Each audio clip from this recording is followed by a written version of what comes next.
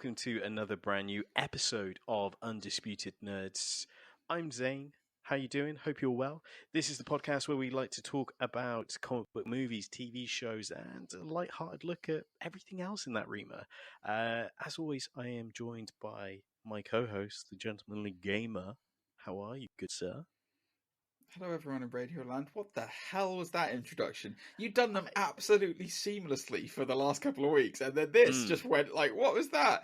You even put a little accent on my name. That was the most confusing part of all. The gentlemanly gamer. He's really up himself, you know. I spent a lot all of the time fans are saying so.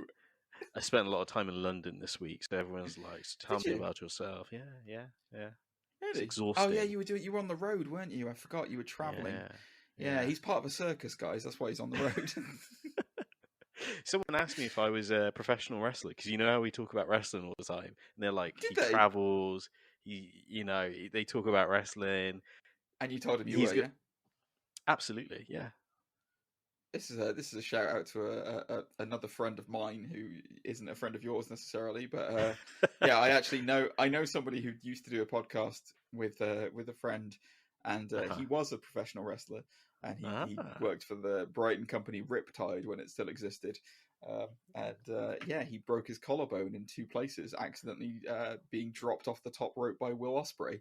So he hates Will Ospreay. It's out there, guys. So I'm not going to use his name though.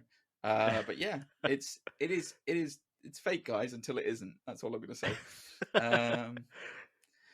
So yeah. Oh well, I don't need to ask you how your week's been. Then it's been a crazy rum-do of a week, has it? Yeah, absolutely. Yeah, a lot of. I don't even know how to explain it. A lot of time on the tube. Let's say that London Underground. Hey. He made that sound weirdly like he's been on the toilet a lot. I don't know why. That was really weird. I was going to say a lot of time on the tube, if you know what I mean. But tubing sounds weird. Yeah, you didn't say cruising. Good. I'm glad. I'm glad that that's what's been going on, Zane. I'm happy to hear that. I've been regaling myself with entertainment this week. I've been working my way through Guardians. It just keeps getting better and better. Guardians of the Galaxy. It is the video phenomenal. Game. Yes, the video game. It's so good, mate. Honestly, I can't emphasize enough how much you need to. If you have an interest in comic book stuff, if you just like the Guardians, play the game. It's brilliant. It's absolutely brilliant. And then obviously, I told you just now, but I'm hot off the back of just seeing Bullet Train, the Brad Pitt movie. And I won't do any spoilers on this show because Zane hasn't seen it, but a non-spoilery thing is to say that it may be my favorite film of this year. I enjoyed it so much. That's and it's a bold thing to say. Go out and watch it. It's fantastic. It is absolutely fantastic. Aaron Taylor-Johnson in this is hilarious. Absolutely hilarious. And they Tangerine and Lemon steal the show. That's all I'm going to say. So there you go. But we're not here to talk about Bullet Train this week because somebody didn't go and see it. So what are we here to talk about, Zane? This week we are here to talk about Sandman, new series that had just dropped onto Netflix. This is a adaptation from the comic book series by Neil Gaiman. And guess who's got a copy? Look at this. Oh. He's got Preludes and Nocturnes. I was going to talk about that. Good. Okay, good. Look at this. Yes, just where my finger is. Vertigo. It's unbelievable. Look at that, guys. Version. It's still got the price on it. He bought it earlier today. I mean, Good. Yes, we are going to talk about very specifically the first episode of Sandman because we have not been through the entire series yet. So we're going to review the first episode and give our thoughts. Zane, did you know that I love to surf? No, I didn't. I know, it's amazing. You'd never believe it looking at me, but I am an avid surfer. Not of the sea, though. Oh, no. I am a surfer of the World Wide Web, my friend. And let me tell you something. When I go surfing, I definitely need some protection. Not the usual kind of wetsuit, though. I need some VPN. Do you know what VPN means, Zane? I don't. What's a VPN? Well, it would be a virtual private network. And let me tell you, we here at Undisputed Nerds are being sponsored this week. And a big thank you to the episode sponsor, Surfshark VPN. You can get Surfshark VPN 83% off and free months 3, Zane, if you go to surfshark.deals/undisputed nerds and enter in the promo code Undisputed Nerds. Surfshark VPN lets you trick your device into thinking it's in another country, which opens up a whole world of content library, Zane. So think about it this way. If you're in the UK, you can watch US Netflix, which has a far bigger selection of movies. You can get all of your Batfleck content that I know you love, Zane. I know you're looking for. If you're outside of the UK as well, you can watch amazing apps like BBC iPlayer.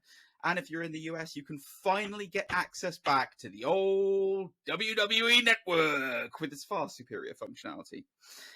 We've been using, me and Zane have been using Surfshark here at Undisputed Nerds for a while. It is our official VPN, and it doesn't just let us gain access to all the comic book movies, but it also secures our networks by encrypting internet traffic, keeping our location and download history private, thankfully, so that people can't see me purchasing wetsuits. My favorite feature on the Surfshark, it knows when my phone leaves a trusted connection, like my home or work internet, and it immediately turns on to prevent interference. It's like having, I don't know, Batfleck's Justice League for your phone, Zane. I know exactly what you mean. And I know you've got a lot of Batfleck on your phone right now.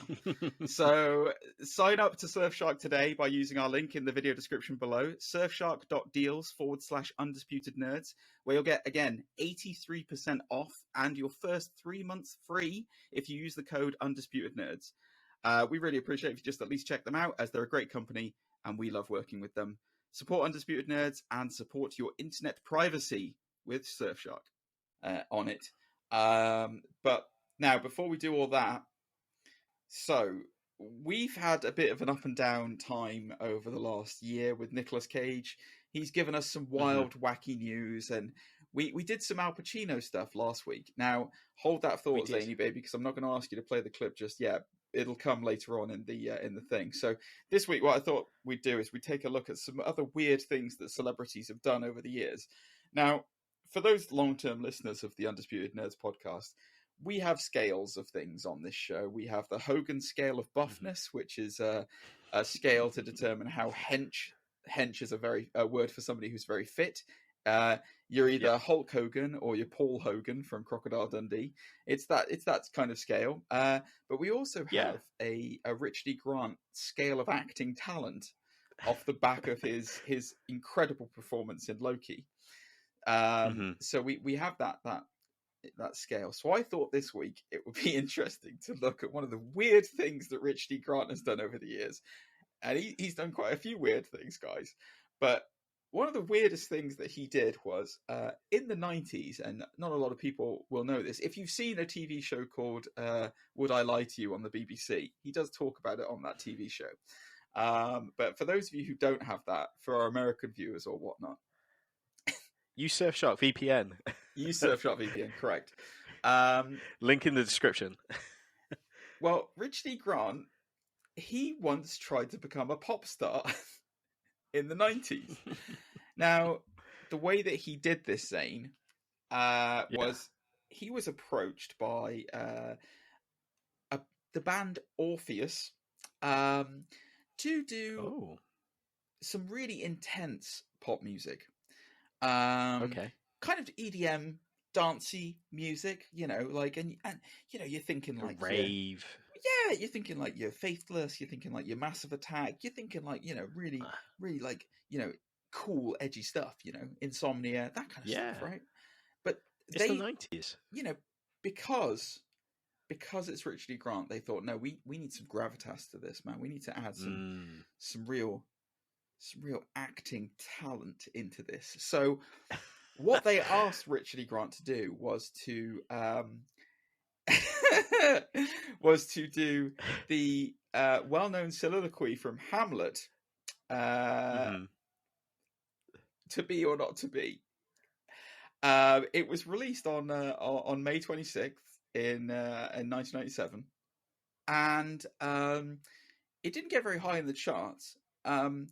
But good Lord, was it what I can only describe as an absolute banger? There's a huge write-up about the kind of inspirations they had from it, you know, whether Mm. or not they were going to release full albums from there on in, you know, when Wow. obviously it got to number one and they would hit big, you know, because naturally it would. Yeah. When you hear it, you'll understand. But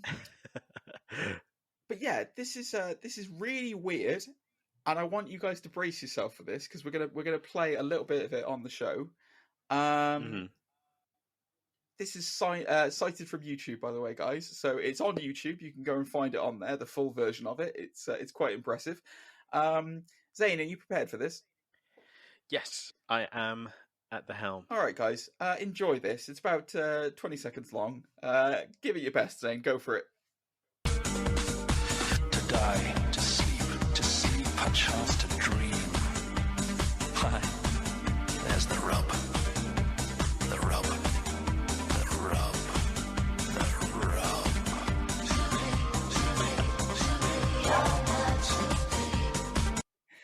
There you go. Wow.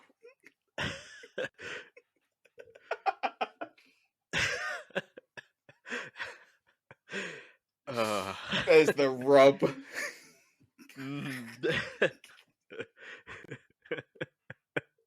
I would just like to point out at this point in the show, we have not made this up. This is a legitimate thing. Richie Grant, to be or not to be, go and have a look for it on YouTube.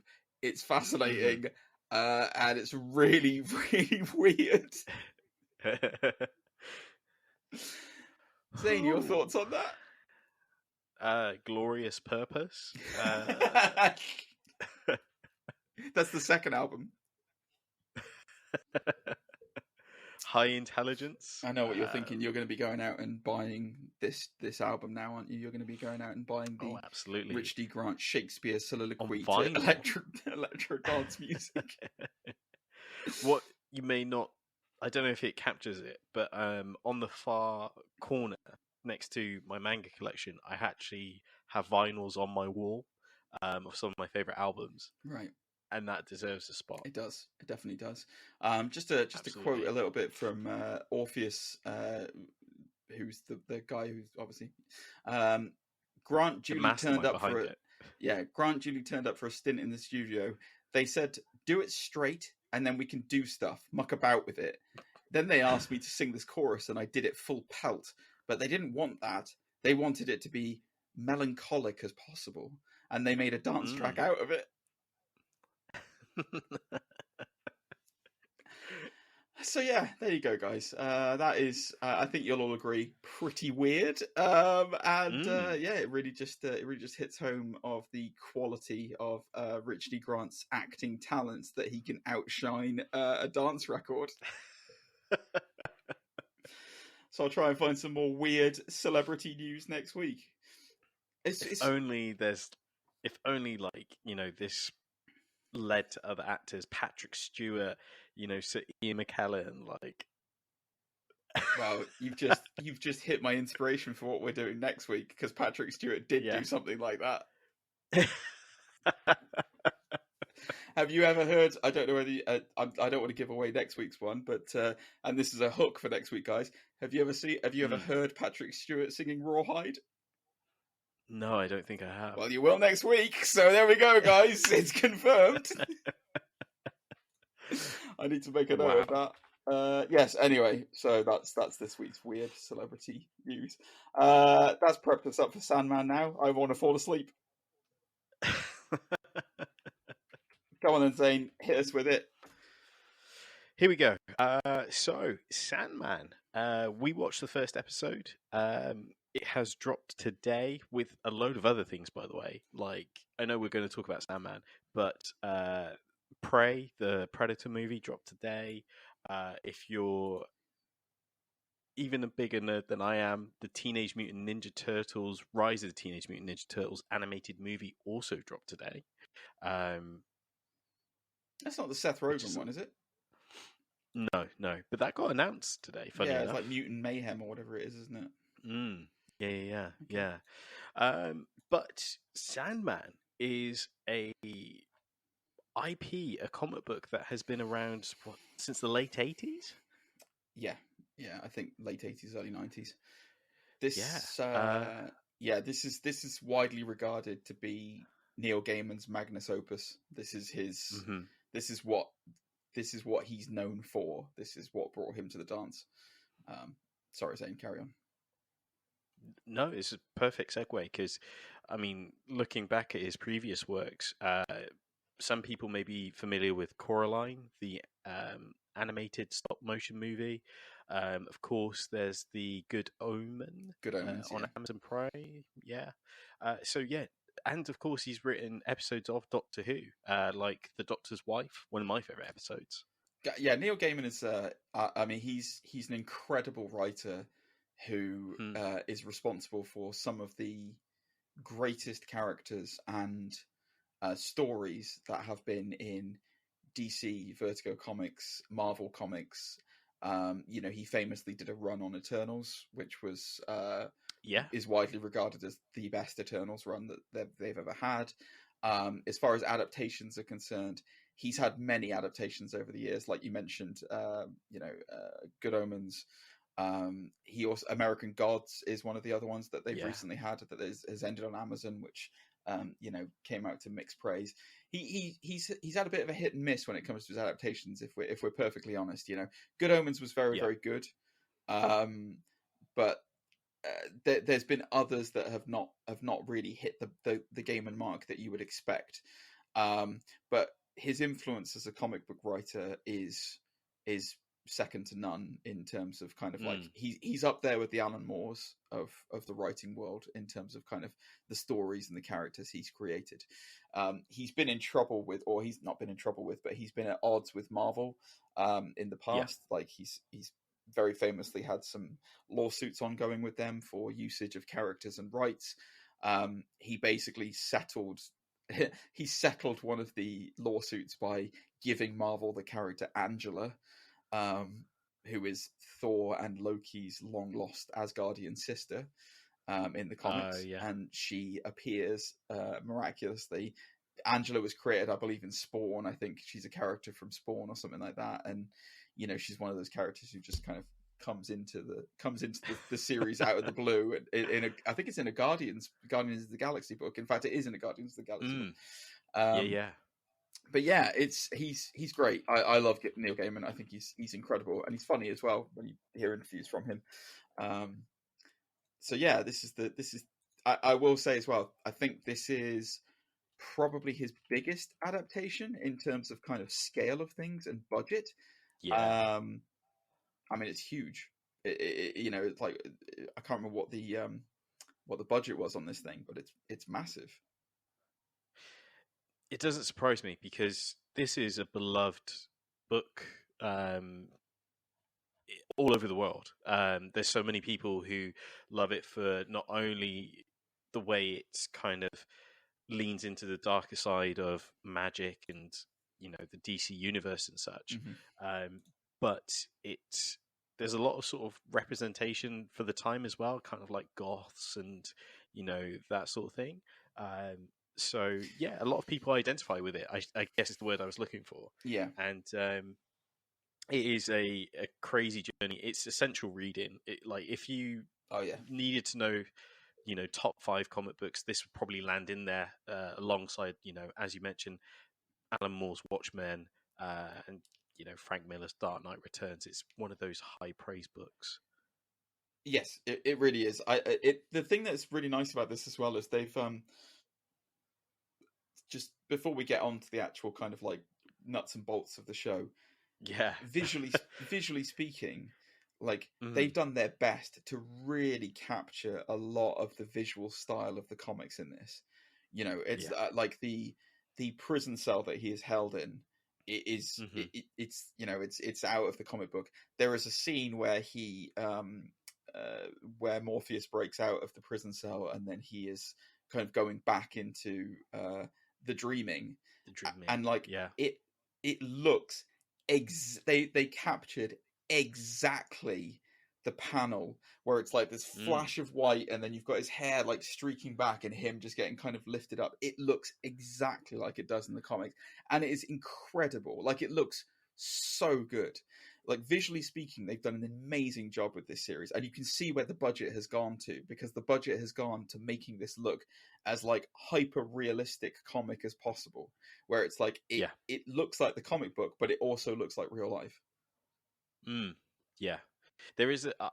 I will say there is some wonky green screen, but as you say, like you can tell where the budget has gone, like in certain scenes and certain scales and aspects. So, I disagree with the forgiven. wonky green screen. Actually, I do disagree with that, because I think that they are Yeah? trying. I think it's very intentional, because they are trying to establish the dreaming as a separate world from reality. Because I'm assuming you're talking about the bits where he's talking to oh god, the librarian, what's her name, Lucian. I'm assuming it's where you're talking about when he's talking to Lucian in the dreaming, and it kind of looks like they're on a backdrop. Not necessarily that one. There's the opening sequence where Hathaway, the museum guy who has the grimoire and delivers it, where he stands on the bridge, and it's kind of like, okay, that's very. But that's okay. So that's exactly the point I'm trying to make, because it's like leans into. It's not supposed to be real. That it's not supposed to look real. It is a dream world. So I understand what you're saying. I think that's more of an intentional thing than an accidental naff green screen. I think it looks like he's not supposed to be there. I can see what you mean. Yeah, that's understandable. Because it's an $80 million. I think, is it $80 million budget on this series? No way. It's something like that. Let me have a look. I'm going to find out what the Netflix budget was. But it's huge. Like, it's a massive. It is massive. You keep talking, Zane. Tell us about what you thought of the visuals. I guess we've already kind of broken the embargo on spoiler. I mean, it's going to be in the title of the episode, but of course we're going to talk about spoilers. So here we go. In terms of the visuals, yeah, it's fantastic. There's some good sort of. I saw you make a face then. Did you find out the budget? Holy crap! It's more than 80 million. Really? Yeah. Just heard yesterday that they are. Oh my god! Wow, that's crazy. Okay, so first of all, Deadline reports that Netflix is. I'll say the other fact anyway, just as a throwaway to you, because it's like, oh my god. Stranger Things, the 4th season of Stranger Things. Do you know how much it was per episode? No idea. 30 million per episode. Oh. Neil Gaiman's The Sandman.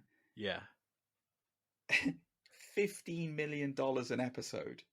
And there are 11 episodes, which meant it cost the streaming giant $165 million to produce this.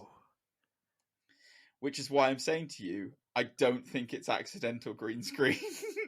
That makes sense, yeah. But yeah, 165 million. I didn't realize it was that. I thought it was like in the 80s or something like that. But I can't believe Stranger Things was 30 million an episode. That's mental. For Hopper getting his shirt off. Jesus. Anyway. Wow. That's wild. Yeah, that is wild. Yeah, the one thing I wasn't really sure about in this one, and I don't know what your thoughts are, was the sound. The sound for me didn't really hit home as much as I thought it would. Like it didn't feel very atmospherically soundy, but I don't know again whether that was on purpose, because we spent most of this in reality instead of kind of in a dream world. But I don't know. Did you get a sense of that? The ritual scene was quite good, sound wise. But what are your thoughts, Zane? Did you feel the same way as me? The sound and the sound effects and such, they were good. I think Dream or Morpheus' voice is overdubbed, even when he does have like speech scenes. I think his voice is like something they've done in post. Because really? It could be my experience, because I've watched it twice, and the second time, the sound on it is different from everything else. Like the scenes with Alex talking and stuff, I had to constantly readjust. I found anyway. It could be my TV. I don't know, but I think he might be dubbed. That's interesting, because I watched this on my PC with my headphones. Right. And I honestly thought his voice was one of the strong points of the show. When I listened to it, I was like, they've obviously cast an actor specifically for his voice, Oh because yes, great delivery. it sounds incredible, and it's kind of reminiscent of a young Patrick Stewart, his voice. Like, it's that kind of like deep, bassy, like, English broad actor, Yeah. where they can carry that kind of gravitas. It really sounded good like that. The rest of the kind of sound in it, I didn't feel worked well necessarily. But I don't know. It could just be, again, it could just be, could just be the setup. You never know. So, I mean, running through some of the stuff that we've seen then in the first episode. So, as you held up earlier on, I think most of this first series is probably going to be based on the first run, which was Preludes and Nocturnes, which you showed just there. So this first episode is all about cause and effect, effectively. So the reason why, or the thing that will set out what happens throughout the rest of the story. Yeah. So Roderick Burgess, played by the glorious Charles Dance, who I adore in everything that he's in, and is incredible. And talk about voices as well. He's another one with an incredible voice. Absolutely. He wants to make a deal with death. He wants to have a deal with death where she returns to him his dead son, and in doing so, he gets this book. I can't remember what the name of the book is now. The Grimoire. The Grimoire. Thank you. I think it's called. No, I'm not going to attempt it. It's something Grimoire. Okay. Yeah. So he gets this Grimoire and does a spell, but because he doesn't know what he's doing, he captures the wrong sibling. So instead of getting Death, he captures Dream, otherwise known as Morpheus. It's really good. He's also got a son called Alex, who he plays, it's a really famous actor who plays young Alex, and then he's not in it. And I'm just like, oh, that's cool. He's just gone. That's great. Okay, sweet. But yeah, thoughts on that whole sequence, Zane, and how it kind of fits in with the comics. What are your thoughts on that one? Yeah, I thought it was really cool. As you said before, like, there's some shots that are panel for panel. So when they do summon Dream or trap him, there's this aerial shot where he's in the circle with his mask and his cape, and is again identical to the panel. The one thing I found really strange, sort of strange, is his second scene where he tries to capture a nightmare. I can't remember the character's name now. Isn't it Corinthian? Corinthian, played by Boyd Holbrook. I thought it was a strange decision to kind of insert that there, instead of his introduction being the capturing, if you know what I mean. Yes and no. I think I understand what you mean. Yes, I do. I do see where you're coming from. I think they needed to establish that hook of what's the consequence. What's one of the main realistic real world, because obviously Dream, Morpheus not being in the dreaming is a big deal for the dreaming. What's the stakes for him not being around in reality? And the reality is that not only is there now sleep sickness because people can't wake up from dreams or go to sleep, but there's also the fact that his creation is running amok without him there to keep them in check. Corinthian's a messed up villain as well, because he's the one who's got like mouths for eyes, basically. Yeah. I'm surprised, like, how sort of faithful they are in some ways to the source material. I know in a lot of interviews leading up to this, like, Neil had said, this isn't going to be a like for like. This will be, some things will be changed and adapted because it's TV. Adapted. Plus, You say it every time. Adaptated. what do they say? I hate it. Adaptated. Adapted. Yes, he adds in an extra tay. I don't know why he does it every time. To keep it tasteful. But yeah, Gaiman said it won't follow the books completely. So yeah, which is, I guess, so far from the first episode, that's cool. Like it's worked well. Be interesting to see the rest of the season. Yeah, I mean, from what I can remember, because I haven't read Preludes and Nocturnes for a while, but Corinthian's one of the main things that he has to clean up after he gets released from prison. So that's one of the first things he does, is try to kind of follow him. We'll talk a bit more about what's coming up, because that will I'm 99% sure that will cover the rest of the series. But it certainly seems like the Corinthian's going to be the first couple of episodes is him going after that. They've established that very well. So just to kind of go over some of the other castings in this right at the beginning. So Lucian, who I mentioned earlier on, kind of his librarian and his assistant in the Dreaming. She's played by Vivian Auction. I can never say her name. Vivian Auction Pong. Nice. Pretty cool. I haven't seen much. I haven't seen her in other things. Seems like a fine kind of like foil for Dream, in the beginning. Yeah. And, like faithful Alfred to Dream's Batman. What did you think of her? You like the cut of her jib? Yeah. Great delivery, especially towards the end as well. Something we'll probably touch on, but great sort of delivery, and question his motives, because that's how we learn, right?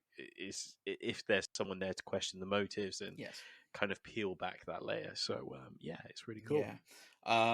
So I mean, it's basically the show essentially in the first instance revolved around Dream and Alex and Roderick Burgess, and that whole scenario, and why Dream was not around for decades, and all this stuff happened. And in the meantime, obviously, we mentioned the reality of what happened in the real world, and the Dreaming is absolutely devastated, and he goes back to a world that he does not recognize, because it is mostly destroyed because his subjects have left. So looking at the wider series, so just to kind of put a pin on this episode, Undisputed or Disputed for you? Undisputed so far. Absolutely Undisputed. This was an excellent excellent pilot episode of a show. Like I was hooked all the way through this. It was brilliant. Like, it was really good. Even though it's like close to an hour, isn't it? Yeah, it is. Like, yeah. In length. Visually a feast, like an absolute feast for the eyes. It is gorgeous. The setting of this kind of English manor that he's being held in was beautiful. The whole setup of his prison was beautiful. The whole thing was just really, really well established. So as far as the wider series is concerned and things that will be coming up, so let's talk about the characters that are coming in. So Dream has 6 siblings in total. So he's got Death, he's got Desire, Lucifer. So there's Death, Desire, Despair, Destiny, Delirium, and Destruction. Lucifer, I think Lucifer's is Lucifer one of his siblings? I think Lucifer's a separate thing, isn't it? He's not a sibling. Okay, yeah. He's the the king / queen of hell. Because Lucifer's Gwendolyn Christie is Lucifer. Great casting. Yeah, great cast. So I was going to say Lucifer as well is the other thing we should talk about. Lucifer is another adaptation of Gaiman's that has actually had legs and run with. So there is a TV show called Lucifer, that's a Neil Gaiman adaptation. I guess this Lucifer that's in Sandman takes place before the TV show, because in the TV show Lucifer has abdicated his throne as king of hell and is living on Earth. Right. So this Sandman is, if you want to look at it in terms of Gaiman adaptations, this is before Lucifer. Gwendolyn Christie's great in most of the stuff that she's in, so I'm sure she'll be she'll be a hella intimidating Lucian, considering she's like 6'4". She's going to be like crazy intimidating. I really enjoyed. I am excited. I'm excited to see what more the Corinthian does as well, because I really enjoy Boyd Holbrook. I think he's great. The last thing I saw him in was Predators, or The Predator, or whatever it was. No, The Predator. Yeah, The one with Shane Black, the Shane Black terrible Predator. I see. He was good in that, but he doesn't get a lot to work with sometimes. So it'd be nice to see him get his teeth into something. In terms of kind of other characters, so Dream is so Death is going to be in one of the next couple of episodes, I think. Yeah, and then we've got the Crow. So Matthew Cable is the name of the Crow. So it's a human that its soul gets embodied into the Crow. Here's a nerdy thing for you that you may not know, Zane. Matthew Cable was the one of the characters who's in Swamp Thing. Oh wow! So I didn't know that. I think he's the sheriff in Swamp Thing. He's the human sheriff in Swamp Thing, and his soul is the inside the Crow. But yes, in this series, he's voiced by Patton Oswalt, of course, who also voiced Happy in the TV series Happy, which is why I'm so like, is this just all Patton Oswalt does now? He just does voiceovers. He was MODOK recently as and well. He's Pip. Wasn't he? He's Pip the Troll. Like it's just weird. I don't know. So yeah, I'm gonna stretch out to you. Thoughts on the direction of the show, whether they will follow it beat for beat, and then we'll talk about some of the other DC characters who are going to be kind of hooked into this series as well. I was kind of waiting to talk about the other DC characters. I can talk about them now if you want to go to it. Okay, let's dabble, because the biggest one I was kind of, when I read this the first time round, I was surprised there was a John Constantine. Yeah, Constantine. Because I didn't realize like it was part of the DC, that Vertigo was part of DC until I read it, till I got to those pages, because there's like panels where Batman and Edgerton the Demon, they're talking about. Oh God, no! It's not Edgerton. It's Jason Blood. Yeah, well, there's Jason Blood. Are you talking about Oh God, are you talking about the guy who talks in rhyme? Yeah. Oh my God, what's his name? It's not Edgerton. Oh God, It's not Edgerton. No, hold on. Keep talking. It starts with Etrigan. yeah, Etrigan, the demon Etrigan. That's it. Yeah. There you go. Yes. Oh, Etrigan is great. I love him so much. Because as the first episode alludes to, Dream's effects, his pouch of sand, his ruby, and his helm all go missing. Yes. And if I remember correctly, the ruby is what we'll talk about that in a sec. Okay. So yeah, let's stick with Constantine for a bit. So yes, you are correct. Constantine is in the books. But it's Joanna Constantine is going to be in the series. So Jenna Louise Coleman is playing Joanna Constantine, a distant relative of John. Now, as far as I can remember, in the books, Joanna Constantine is in the 40s, or like in the World War period of when Morpheus is out and about. In this series, from what we've seen from the trailers and stuff, it looks like she's in modern day. She's also talking to a character called Hattie, who's in the books as well. Hattie is an immortal who has avoided death by hiding her heart from her. It's weird. It's a weird thing. So there are theories abound that, talking to Hattie, Joanna Constantine is also an immortal now, which is why she can be in present day.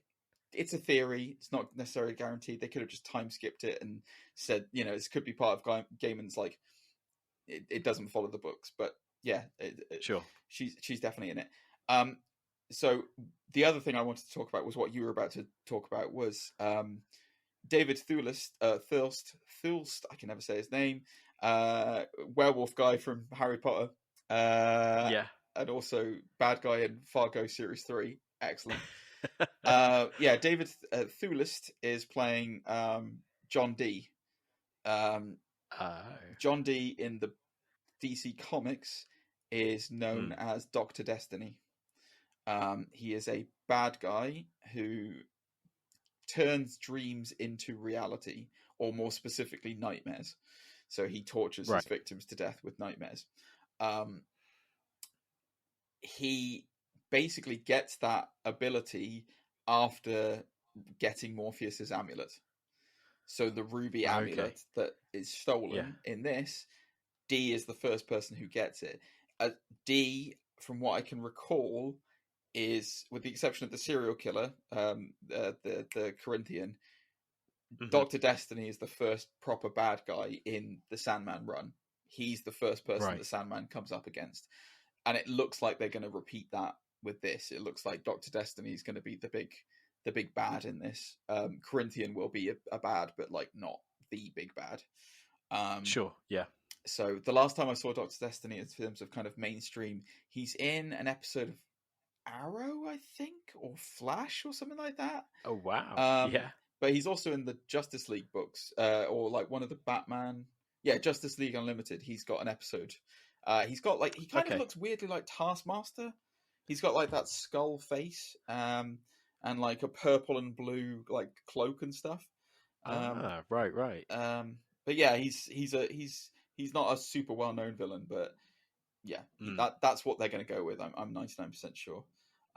So quite a few hook-ins with DC Comics and other kind of things, but yeah, I can't wait for the rest of the series, man. I'm super excited to see it. I think based on the first episode alone, it's going to be really, really good. I cannot wait to see some of the visuals they go with, because it's going to be just crazy, isn't it? Like, it's going to be wild. Going back to the first episode, that whole sequence with the Raven stealing a match and setting fire to, and then trying to, swoop down and try and break Dream out of the glass cage. Yeah. I was like, at first I was like, this is an incredible sequence, like visually, shot for shot. Like, I don't even know if they've green screen. I don't even know if this Raven's real or not. Like, if it is completely CGI. I mean, it did break my heart when it got shot, but yeah. Spoilers. But yeah, it is fantastic. Again, just because I reread the first part that this episode was based on, I'm surprised they didn't lean more into the devastation of Dream not being in the world. And what I mean by that is, like, there's two scenes in the show where you see that some people don't wake up, they sleepwalk and everything else, where in that first couple of pages constantly updates you throughout their decades of how they end up in nursing homes, or they just become like crazy people on the street who become bums just because they can't wake up, or if they do, it's like every 5 years and they're still mentally 8 or something of that regard. It's heartbreaking. Maybe they will touch on that in future episodes, but also I guess it's a lot to take in one episode, I guess. Yeah, it's kind of a lot of tricky subject matter, isn't it, that you don't want to get weighed down into quickly. Yeah. I think they just wanted to kind of make it very straightforward, because you don't want to. Yeah, I don't know. There's a chance some of the subject matter in this can really like become quite horrifically hard to watch. Yeah. So, but I mean, we get a good indication of it when somebody's daughter won't wake up anymore, and it's a horrible thing to have happen. So, no, it's fantastic, guys. If you obviously, if you haven't seen the first episode, why are you watching a review of our show? But regardless of that, if you've seen the first episode and you're not sure whether you should watch more of it, watch more of it. It's really good. It's really, really good. And I'm super excited to see more. This is going to be my weekend now, is watching this and watching Better Call Saul, because the latest episode's just come out. So that's it's very good. It's about to break bad, if you know what I mean. So so it's going to be good. Anyway, what did you guys think of the Sandman? Has it lived up to your game and expectations? Do you think there's another adaptation that was better than it? Write in and Ooh. let us know where can they get to us, Zane. You can get to us on all the social media platforms at undisputed_nerds. You can also email us nerdsundisputed@gmail.com. Of course, all the relevant links will be in description down below. Of course, check out Surfshark VPN, where you will get plenty of discounts. Of course, just click that link and you'll find out more. And you can also find all of our social media handles and other platforms. Like, you're on Twitch, right? I am on Twitch. I'm playing Guardians of the Galaxy on Twitch. Come and I don't know why I slurred that like I was drunk. That was weird. Yes, I'm playing Guardians of the Galaxy on Twitch. I'm about a third of the way through, I guess I am. But yeah, come join me. Twitch.tv/gentlemanlygamer. It's a fun old time we have on there when I'm actually awake. Oh, and you get me on the gram as well, @gentlemanlygamer. Amazing. You can find me, of course, on Instagram at Zane_Taicho. Same with Twitter. Of course, I'll be doing Undisputed Anime as well. So if you need some anime recommendations, come on, swing by. Do you know what I might do? I might check out the audiobook version of Sandman as well. Oh, that's a good shout. Yeah. Because there's it's got a good cast. I think what's his name? New Professor X, I should James say. McAvoy, yeah, is lends his voice. I'm quite tempted to go and once I finish Sandman, I'm quite tempted to go back through, or not go back through, but start watching Lucifer, and seeing if what turns up in that. Because I think Constantine turns up in Lucifer at one point. I'm pretty sure he does. They did one of the CW crossover events. I think it was him and Sarah, Yeah, I know. Whatever it's called. Interesting. What White Canary is that? Yeah, Sarah well, Lance. Legends of Tomorrow. Yeah. Like, they go and meet Lucifer from that hit TV show. Ah, interesting. The hit TV show, The Lucifer. I don't know what we're doing next week, Zane. What are we doing next week? Next week, should we talk about Prey? The Predator movie? I guess so. Can do. It'll have been out for a week then. I'm not sure if we're I don't know. I was what, you don't want to talk about Bullet Train? You'll have seen it by then. I don't know if I will be, actually. It's so good. Go and watch Bullet Train, guys. I'm trying to think of what else is coming I definitely want to see it. When is She-Hulk out? Oh, that's very soon. Yeah. That is very soon. I couldn't care any less about it, but hopefully it'll be good because I don't care about it. Yeah. Talking of things you care about, we should have covered this on Tips and Bits, which you should definitely check out on our second channel, Undisputed Nerds Strikes Again. Did you see Oscar Isaac drop the news bomb that they're filming? Yeah, Moon Knight 2's coming. Yeah. Why else would we be in Cairo? What's with all these actors leaking it? I will say nothing has actually been confirmed about Moon Knight 2. It's just Oscar Isaac. And they didn't. To be fair, they didn't actually say it's happening. They just went, well, why else would we be in Cairo? I mean, it might be that they're doing something else. Maybe this is the crossover event thing. Maybe this is actually Secret Invasion. Jake Lockley is a Skrull. Yes! Confirmed. Here. Print it. Stamp it. Right. Anyway, we'll talk about something next week, guys, and it'll be hot and fresh and lovely, and we'll do a tier list of old movies. Anyway, thanks very much, guys. We will catch you next week. Bye-bye. Bye-bye.